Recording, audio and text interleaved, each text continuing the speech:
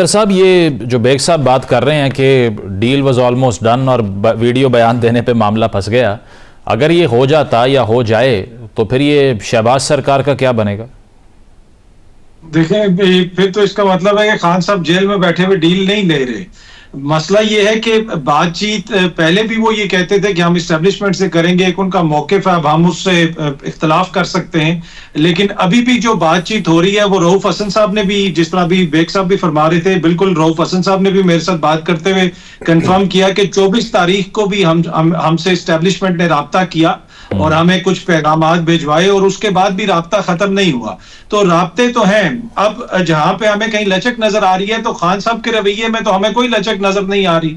उन्होंने तो कोई वीडियो पैगाम जारी नहीं किया, उनका तो ट्विटर भी वही कह रहा है, वही वो जलियांवाला बाग का जिक्र कर रहा है। और अगर कहीं से हमें लचक नजर आ रही है तो हुकूमती साइड नहीं। वो फवाद चौधरी ने आज मशवरा दिया है कि अपना ट्विटर खामोश करवा लें अगर आगे बढ़ना है आपने तो। आप फवाद साहब का आप देखते हैं, खान साहब मशवरा मानते हैं या नहीं मानते, वो तो बहुत सारे दोस्त उनको मशवरा दे रहे हैं। तो मेरे ख्याल में ओवरऑल सिचुएशन अब ऐसी होगी है कि हुकूमत के लिए, निजाम के लिए इसको सस्टेन करना इतना आसान नहीं है। एक दो अनफॉर्चुनेट इंसिडेंट हो गए बीच में, 26 नवंबर में आपको पता है हलाकतें भी हुई, वहां पे आलमी सतह की वो एक खबर बन गई, अमेरिका में भी एक तब्दीली आ रही है। तो ये सारा माहौल ऐसा बन गया है कि जिसके अंदर चीजों को अब किसी ना किसी तरफ तो लेके जाना है। लेकिन ये बात होती है या नहीं होती, खान साहब उनसे डील कर लेते हैं, बाहर आ जाते हैं, उनकी हुकूमत आ जाती है, ये मैटर नहीं करता। ये सारी इलामात हैं। बीमारी यहाँ पे मुजम्मल ये है कि आइन और कानून की अमलदारी नहीं है। अगर हम यहाँ पे तीनों बैठ के इस चीज के ऊपर मुत्तफिक हैं कि यहाँ पे बातचीत किसी और की मर्जी से हो रही है तो फिर सलाम है हमारी जमहूरियत को। फिर क्या यहाँ पे जमहूरियत है? यहाँ पे ये तो डिकोसला है ना एक। नहीं अतर साहब एक और मसला है ना, अब ट्रस्ट किस पे करे अवाम? अब आपने जिस तरह से रऊफ हसन साहब को कोट किया, बहुत से सहाफ़ी बात ये कर रहे हैं, मुनीफ फारूक साहब ने ये कहा कि जो PTI के पार्लिमानी लीडर्स हैं वो तो तरलों पर और मिन्नतों पर आ चुके हैं कि हमसे बात कर लें।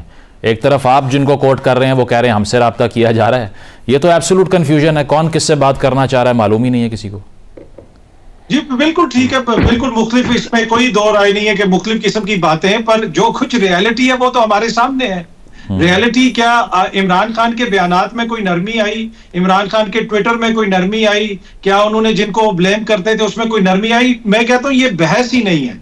बहस ये है कि इस मुल्क में कौन सी हम जमहूरियत चाहते हैं। हमें एक चीज के ऊपर वाजे होना चाहिए, चाहे इमरान खान किसी और से बात करके इक्तदार में आना चाहता है वो गलत है, या फिर इसको कोई और किसी के कंधे पे बैठ के इक्तदार में आए हैं वो गलत है। जब तक ये चीजें होती रहेंगी असल बीमारी उधर ही रहेगी। बीमारी वही है कि आइन की अमलदारी, रूल ऑफ लॉ करेंगे तो मसाइल हल होंगे। बिल्कुल रूल ऑफ लॉ इशू है। अयाज साहब, ये आपको लगता है कि ये जो आर्ग्यूमेंट है जो अतर साहब ने भी बात की कि एक्चुअल लीडरशिप से ज़्यादा बड़ा मसला PTI का सोशल मीडिया बन गया है? क्योंकि वहाँ पे जलियांवाला बाग से शुरू होके, ची गवैरा से शुरू होके और शेख मुजीब तक की वीडियोस लगाना, और बहुत से लोगों ने ये भी कहा कि ये जो अमेरिका से ऑपरेट होता है ये हमारे भी हाथ में नहीं है, PTI के अपने लोग इससे तंग हैं, तो उसका कुछ करना चाहिए या वो ऐसे ही जारी रहना चाहिए PTI? अच्छा, उसमें होता ही है कि मीडिया का इन्फ्लुएंस तो होता है, शुरू से है, इसमें कोई शुबा नहीं है। लेकिन सोशल मीडिया का इन्फ्लुएंस बहुत ज्यादा हो गया लीडरशिप्स पे, क्योंकि वो होता ही है ना कि आप कुछ काम करना चाह रहे होते हैं, वहां से इस तरह से वो यलगार शुरू हो जाती है कि जी इससे आप बात क्यों कर रहे हैं, प्रेशर क्रिएट। उससे आपने देखा इलेक्शन में जब PTI के टिकट्स तकसीम हो रहे थे उस वक्त बेशुमार लोगों के सिर्फ सोशल मीडिया की वजह से वापस हो गए, क्यों किसी वो सोशल मीडिया वाले ने कह दिया कि जी ये तो आपके मुखालिफ रहा है, आपने इसको किस, वो कुछ ईमान उधर ज्यादा हो गया हुआ है सोशल मीडिया पे कि ये जो कह रहे हैं। और इसमें देखें मसला, ये कसूर इस मुल्क का सबसे बड़ा अलमिया ये है कि हमने पहले दिन से जब ये मुल्क आजाद हुआ था हमने आर्ग्यूमेंट पे पाबंदी लगा दी। ठीक, आर्ग्यूमेंट पे पाबंदी लगाने का नुकसान ये हुआ कि काउंटर आर्ग्यूमेंट हम पैदा नहीं कर सके। मतलब उस दौर में फैज पे पाबंदी लगी कि जी वो दाग दाग उजाला, ये शब गुज़ीदा सहर कि ये वही, उसके मुकाबले में एक मीडियम से आया था ना एक आर्ग्यूमेंट, उसका जवाब उस मीडियम से जाना चाहिए था। आज ये मुआशरा यकीनन बहुत डिफरेंट होता, लेकिन चूंकि हमने हर चीज का, हर मसले का हल एक ही है कि यार बंद कर दो, इस पे पाबंदी लगा दो, और कुछ हमारे पास पल्ले है ही नहीं। मतलब सोच ही हमारी इतनी महदूद हो गई हुई है अच्छा जी वो बसंत में वो डोर धाती इस्तेमाल हो रही है, उसमें पाबंदी लगा दो। मतलब वो पाबंदियां लगाते लगाते हम इस स्टेज पे पहुंच चुके हैं कि अब हम खुद अपने पे भी पाबंदी लगा लेनी चाहिए कि आज के बाद हमने बोलना ही नहीं है या बात ही नहीं करनी। इस तरह से मुआशरे नहीं चलते होते। तो हलीमा खान साहिबा और बुशरा बीबी कुछ किरदार अदा कर सकते हैं इसमें, ये पाकिस्तान चैप्टर जो पीटीआई का है, या आपको लगता है कि सोशल मीडिया का बयानिया ही सर चढ़ के बोलेगा, गवर्नमेंट प्रेशराइज हो जाएगी? देखिए इशू गवर्नमेंट की बात नहीं कर रहा मैं दोनों साइड्स की बात कर रहा हूं, और स्पेशली पीटीआई के हवाले से वो उधर इस पे इसका असरात ज्यादा है सोशल मीडिया के। बिल्कुल। इस गवर्नमेंट को शायद इतना वो सीरियस उसको नहीं लेती, क्योंकि ये तो बेचारे कर ही नहीं सके ना इतनी कोशिश के बावजूद। ये तो वो कह रहे थे ना जब टिकटॉकर्स को इमरान खान मिला था तो कह रहे थे दसो यार किस स्टेज पे आ गया, टिकटॉकर्स को मिल रहा है, इनको अंदाजा ही नहीं उसके बाद टिकटॉकर्स ने इलेक्शन में क्या रोल प्ले किया। तो ये तो वो सोचते ही बहुत देर से है ना, वो सोशल मीडिया पे बहुत आगे हैं पीटीआई वाले, इसमें कोई शुबा नहीं है। लेकिन बहरहाल वो जो एक अमेरिका के वाले से भी बात हुई है, अतर ने किया, बिल्कुल ठीक है, वहां रिजीम चेंज हो रही है तो उसके असरात तो आएंगे। और बेग साहब जो कह रहे हैं कि बैरूनी एलिमेंट्स भी ये डील करवाने के लिए कारगर साबित हो रहे हैं। कब नहीं हुए? नवाज शरीफ साहब की किसने कराई थी? अंदरूनी एलिमेंट्स ने कराई थी। छोड़े यार, ये तो शुरू से चल रहा है। लेकिन इस पर जो कहा जाता है कि अब अमेरिका इंटरेस्टेड ही नहीं है पाकिस्तान में, या बाहर की जो ताकतें हैं वो इंटरेस्टेड ही नहीं है। पाकिस्तान में शायद ना हो, किसी लीडर में हो, क्या कहा जा सकता है? ठीक तो कुछ कहा तो नहीं जा सकता। ठीक है। अतर साहब मुझे ये बताएं, ये फैज साहब का जो ट्रायल था, जो कोर्ट मार्शल था, उस हवाले से भी अब इस इशू को नथी किया जा रहा था कि अब जल्द, क्योंकि वो अपने कंक्लूजन पे पहुंचने वाला है, तो इसीलिए ये प्रेशर क्रिएट किया जा रहा है। लेकिन अगर बातचीत की ये सारी डिबेट शुरू हो चुकी है और अब आर्ग्यूमेंट किया जाएगा, बैठ के बात की जाएगी, तो ये तो उससे ऑपोजिट नहीं है जो कहा जा रहा था कि अब ट्रायल होने जा रहा है और ये भी उसी नरगे में आ जाएंगे। लग तो कुछ और रहा है। अच्छा, पहली बात जो मोहसिन बेग साहब ने कहा कि मैंने कहा भाई डटा हुआ है, मैंने वर्ड डटा हुआ यूज नहीं किया। जो जमीनी हकायक है वो बताएं।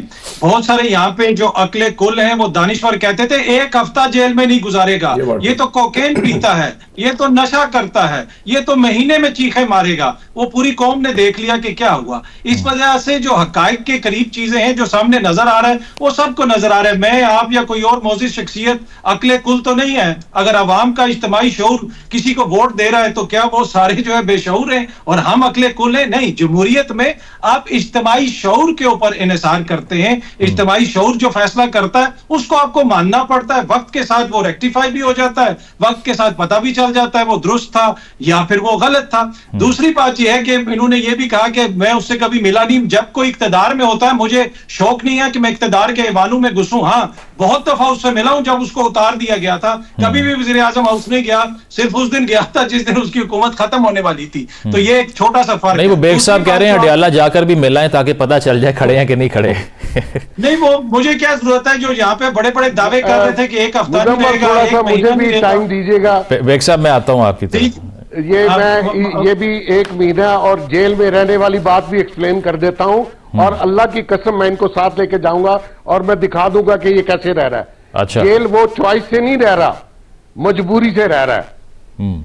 लेकिन बेग साहब रहते रहे ना, बेग साहब मनो के रहते रहे नहीं। वो अयाज साहब भी कह रहे हैं बाहर तो नहीं गए, रहते रहे।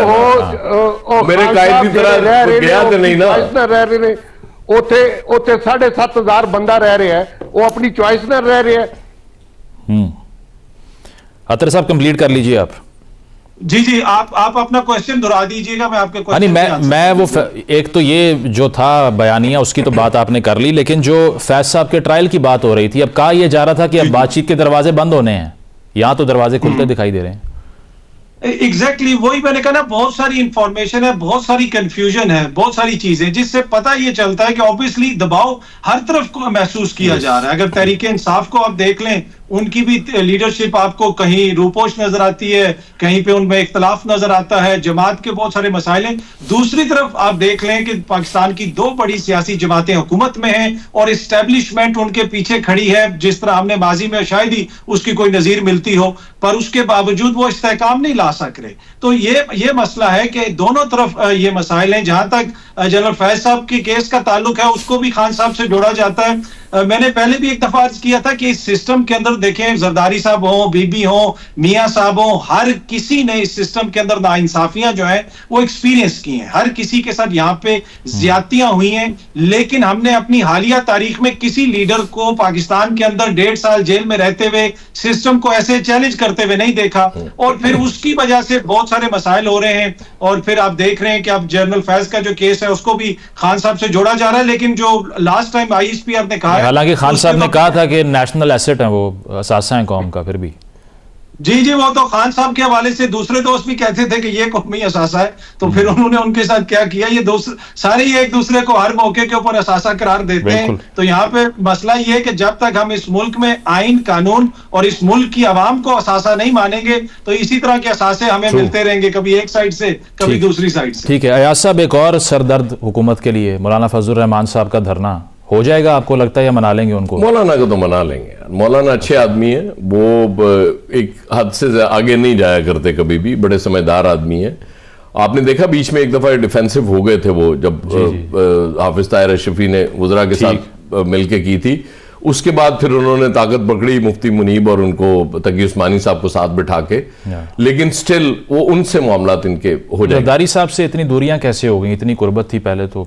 देखिए वो PDM को के सुर्खेल वो थे, और गालिबन उन्हें कहा गया था या वो समझ रहे थे कि प्रेसिडेंट मैं बनूंगा, तो वो तो बनती है ना यार, इतनी दूरी तो बनती है। जब आप प्रेसिडेंट नहीं बन सके और जरदारी साहब बन गए तो फिर ये तो क्या ये भी एक फैक्टर है कि गवर्नमेंट भी एक सॉफ्ट स्टांस ले रही है PTI को लेके, क्योंकि वो समझते हैं कि अगर JUI सड़कों पे आ गई तो हमारे साथ कौन रहेगा? नहीं, मेरा नहीं ख्याल कि ये JUI फैक्टर होगा इसमें, गवर्नमेंट के स्टांस के नरमी में। ये वही फैक्टर है जो जिनकी वजह से ये मुज़ाकरात भी शुरू हो रहे हैं। कोई और फैक्टर इस तरह से यहाँ कारगर होता नहीं है इस मुल्क में।